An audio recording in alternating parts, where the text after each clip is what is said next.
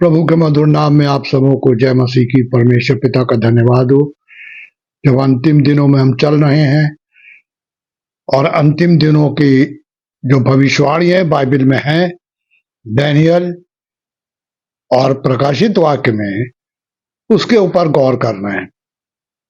हाँ मेरे प्रियो, अभी एक प्रचारक का मैंने प्रचार सुना। उन्होंने कहा कि मैंने दर्शन देखा कि यीशु मसीह आसमान खोलकर नीचे आने के लिए तैयार खड़े हैं। उन्होंने दर्शन देखा ये, और वो प्रचारक हैं। तो इसका मतलब कि हम लोग अब जिस पोजीशन में हैं वो अब धीरे धीरे वहां हमको ले जाके खड़ा कर रही है जब दुनिया का अंत होने वाला है। जो कुछ हमारे पास है सब यही छूटेगा। रुपया, पैसा, दौलत, धन, हमारी नौकरी, पोस्टें, सब यही छूटने जा रही हैं, क्योंकि सारा संसार अब इस बात को जान गया है कि अब दुनिया खत्म होने वाली है। और उसका पीछे रीजन भी है। आज देख लीजिए, हम किसी भी दिन परमाणु बम के चक्कर में फंसने वाले हैं। पर में न्यूज निकली है कि किसी भी दिन यूक्रेन और रशिया में एटॉमिक लड़ाई शुरू हो सकती है। तो कुछ भी हो सकता है। अब हमारी तैयारी कितनी है, हम कितना प्रभु से डरते हैं, कितना तैयार हैं, और प्रभु क्या हमको बताने जा रहे हैं कि अब क्या होने वाला है। तो आज हम प्रकाशित वाक्य के 6 बाब की 5वीं आयत पर गौर करेंगे। और वहां लिखा हुआ है कि फिर उसने तीसरी मुहर खोली। जब तीसरी मुहर खुली तो यूहन्ना क्या कहते हैं, तो मैंने तीसरे प्राणी को यह कहते सुना, आ। अब यहां तीसरा प्राणी यूहन्ना को बुला रहा है, आ, कुछ दिखाने जा रहा है। और बाइबल ये बताती है कि परमेश्वर चेतावनी देने के बाद दुनिया का अंत कर रहे हैं। वो चाहते हैं लोग बच जाएं। बाइबल में लिखा हुआ है यिर्मयाह नबी की पुस्तक में कि वो किसी की आत्मा के नाश होने से खुश नहीं होता है। परमेश्वर ये चाहते हैं जब मैंने मनुष्य को अपने स्वरूप में बनाया तो हर इंसान बच जाए, हर इंसान बचे, परमेश्वर के पास आए। और वचन कहता है कि मैं पवित्र हूं, इसलिए मैं चाहता हूं कि तुम भी पवित्र बनो। हाँ मेरे प्रियो, परमेश्वर हमको पवित्र बना के रखना चाहते हैं।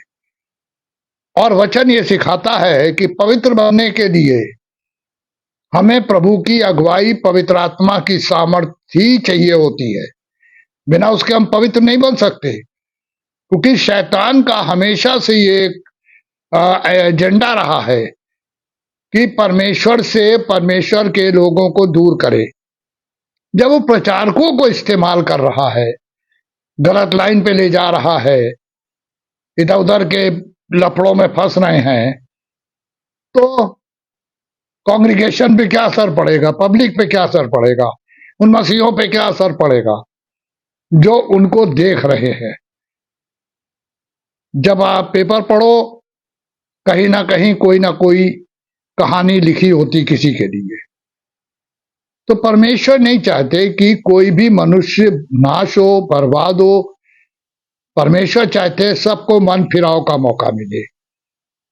और जब चोर सलीब पे यीशु मसीह के सामने मन फिरा रहा है, और वहां वो यीशु मसीह ने वायदा किया कि तू आज ही मेरे साथ फिरदौस में होगा, अभी जान निकलेगी और फिरदौस में होगा। तो मेरे प्रियो, हम लोगों के लिए कितना प्यारा वायदा है प्रभु का। पर सवाल यह है कि क्या हम तैयार हैं इन बात के लिए।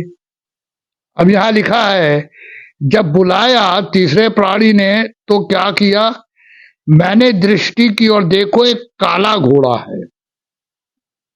जहां पर काला घोड़ा आसमान से जमीन पे छोड़ा गया है। मेरे प्रियो, हम सब जानते हैं काला किस बात को इंगित करता है, डार्कनेस। अंधेरे के काम, वो काम जो छिपा के किए जाते हैं। हर चीज जो काली होती है उसे ये कहा जाता है संसार में कि वो गड़बड़ होती है। काला धन गलत है, काली कमाई गलत है, काला जीवन गलत है। अब यहां पे लिखा है कि और मैंने दृष्टि की, देखो एक काला घोड़ा है और उसके सवार के हाथ में एक तराजू है। तराजू है और घोड़ा काले रंग का है, सवार भी। सीधा सा मतलब है कि अब यहां पे बातचीत हो रही है, तराजू नापने के काम में आती है, महंगाई के बारे में। एक जमाना था कि लोग जब सब्जी लेने जाते थे तो बहुत सी चीजें सब्जी वाले ऐसे ही डाल देते थे, लेकिन आज कोई सब्जी वालों से कहता भाई थोड़ी मिर्चा दे दो, तो कहता साहब 5 रुपए दे दीजिए। अब ये सब क्यों है? क्योंकि वजह है मेरे प्रियो, आज तराजू तो ये बता रही है कि महंगाई कहां पहुंच रही है। काली कमाई लोग कर रहे हैं, महंगाई बढ़ेगी। काला धन इकट्ठा करेंगे, महंगाई बढ़ेगी। तो यहां पे लिखा है कि यूहन्ना जब दर्शन देख रहे हैं तो उनको एक काला घोड़ा दिखाई पड़ता है, और ये काला घोड़ा तराजू लिए हुए है। अब हर चीज तौल के मिलनी है। काला घोड़ा जो तराजू लेके आ रहा है जमीन पर और आ चुका है, वो इसकी जब छठी आयत में हम पढ़ेंगे ना आगे, तो वहां बिल्कुल क्लियर है कि महंगाई कहां पहुंच जाएगी और इसको कोई कंट्रोल नहीं कर सकता। क्योंकि जो चीज परमेश्वर ने पहले से बना के रख दी है वो गुजरनी है। वचन में लिखा है आकाश और पृथ्वी टल जाएंगे पर वचन का एक बिंदु नहीं टलेगा। तो मेरे प्रियो, वचन के द्वारा हम इस बात को अच्छी तरह समझ लें कि ये काला घोड़ा भी छोड़ा गया चुका है। पहला सफेद घोड़ा था, फिर दूसरा लाल घोड़ा था, अब यहां पर तीसरा काला घोड़ा है और हाथ में तराजू है। तराजू दो बात का चिन्ह है। एक, हर चीज तौली जाएगी, तौल के मिलेगी, फ्री कुछ नहीं है। दूसरा, मनुष्य भी तौला जाएगा। काला घोड़ा तराजू लिए है, परमेश्वर उसका भी वेट लेगा। अच्छे उसने कर्म किए, क्या बुरे कर्म किए, सब कुछ परमेश्वर के वचन के द्वारा पूरा होने जा रहा है।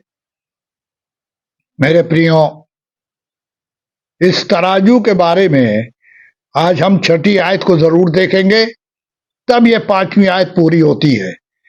और लिखा हुआ है, और मैंने उन चारों प्राणियों में से एक ही शब्द सुना ये कहते हुए कि दिनार का सेर भर गेहूं, दिनार का सेर भर गेहूं और दिनार का 3 सेर जौ पर तेल और दाखरस की हानि ना करना।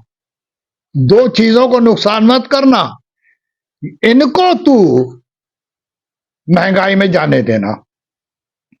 अब यहां पे लिखा है तेल और दाखरस। ये पहचान है उन लोगों की जो रईस हैं। उनको शराब पीना है। काले घोड़े को यह आज्ञा दी गई है कि उन लोगों को, उनकी सामानों को नुकसान मत पहुंचाना। आज कितनी बुरी तरीके से पूरे वर्ल्ड में वाइन शॉप्स खुली हुई हैं, कभी घटी नहीं होगी। अब आज हमारे पास परमेश्वर का ये वायदा है।